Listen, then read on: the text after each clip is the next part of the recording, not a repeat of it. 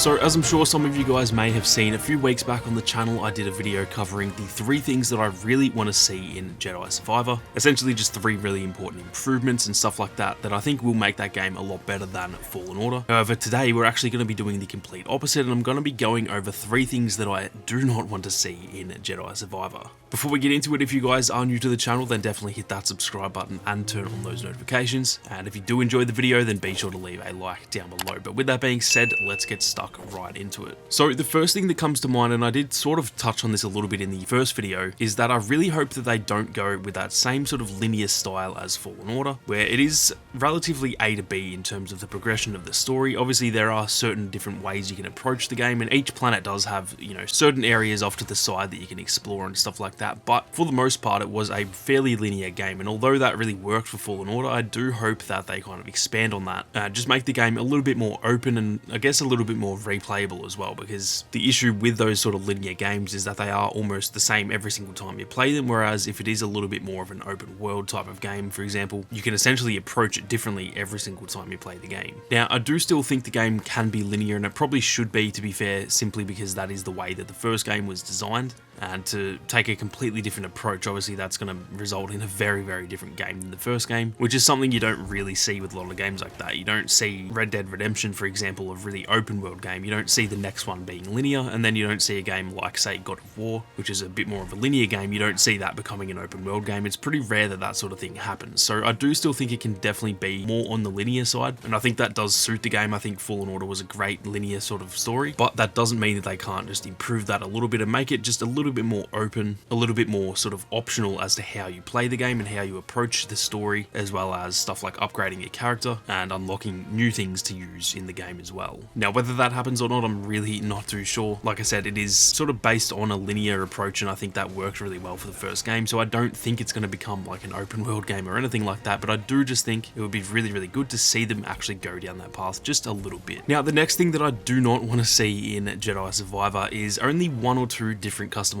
options like they had in Fallen Order. Essentially the only options that we had for customization were to wear a poncho, and obviously they did have plenty of different colored ponchos and stuff like that, but they were all essentially the exact same. Or if you didn't want to wear a poncho, then you had about 3 or 4 different colored sort of outfits that you could wear, and at the end of the day there was essentially only 2 options. You'd either have no poncho in a few different colors or a poncho in a few different colors, and so I do really think that they can improve on that quite a bit. I have no issue with having, you know, similar sort of ponchos, so every poncho looks the same but they're all different colors, but you do need to have more than just 2 different options. So maybe you can have a poncho, you can have some Jedi robes, you can have Jedi robes with a hood or without a hood, for example. There's plenty of different options you can have there, and they don't even need to all be different colors either. For example, with Jedi robes, you could even just only have the typical sort of like tan colored robes that all the Jedi wear, but just have them in multiple different styles, for example. So that's one thing that I really do not want to see again. To me personally, that was probably one of the biggest downfalls of the first game, actually, was just the lack of customization. Obviously when it comes to BD1, the customization for the lightsabers as well as customization for the Stinger Mantis, there was quite a bit in the whole like grand scheme of things, but obviously the main thing that we want to customize is Cal, and unfortunately the customization for Cal in that game definitely fell flat on its face. So it is a rather small thing. I know to a lot of people customization doesn't really matter. As long as the character looks cool with their base outfit, then it really doesn't matter, I guess. But for me personally, character customization has always been a big thing. It's always fun to unlock new stuff and just have a bunch of different options to actually use, and so that is one thing that I definitely do not want to see again in Jedi Survivor.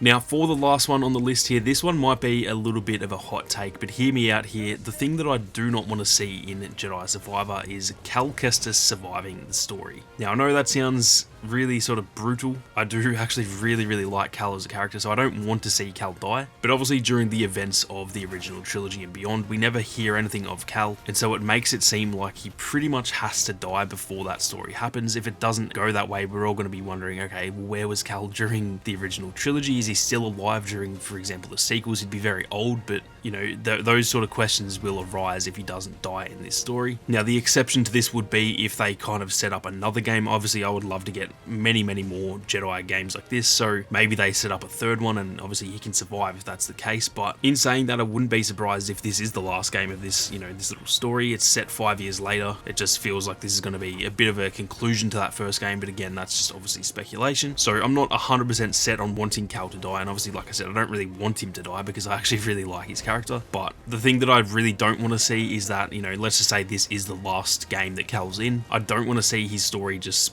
open-ended, because that will just raise more questions than there are answers. And in a situation like that, I really would like for Cal to, you know, sacrifice himself, and that explains why he's no longer around, but then he saves a bunch of other people, for example. Something like that I think would make a lot more sense than just Cal living, and then we're all kind of like, okay, well, where was Cal when, you know, Luke needed someone to train him and all those kinds of things. So, like I said, maybe a little bit of a hot take, and it's probably sounding a little bit brutal, sort of just saying that I want the main character that I like to die, because it's not really a want, but I just really think that would suit the story a lot. And I also think it would suit the whole Vader situation. Obviously, he faces Vader at the end of Fallen Order, and I think it was fine for him to escape. He pretty much only just got out of that by the skin of his teeth, and so the thing is now that Vader obviously knows Cal exists, and he knows he's a Jedi, so I would actually really love to see those two face off again, and then Vader essentially kills him, and maybe, like I said, Cal sacrifices himself. He sort of holds off Vader so that everyone can escape, while he ultimately ends up being killed by Vader. Something like that would be a pretty cool ending, a typical sort of hero ending, and so I would definitely love to see something like that. But anyway, guys, that is going to do it for the 3 things that I do not want to see in Jedi Survivor. I'm keen to hear what you guys think, whether you agree or disagree with what I've got to say, as well as letting me know your own thoughts down below as well. I'm sure there's plenty of stuff in Jedi Survivor that you guys do or don't want to see, so be sure to leave those down below as well. If you enjoyed the video, be sure to leave a like down below. If you're new to the channel, then definitely hit that subscribe button. And if you want to support the content that I make here on YouTube, then consider supporting the channel over on Patreon. The link to that is down in the description. With that being said though, guys, thank you all very much for watching. You guys have a great day, and may the Force be with you always.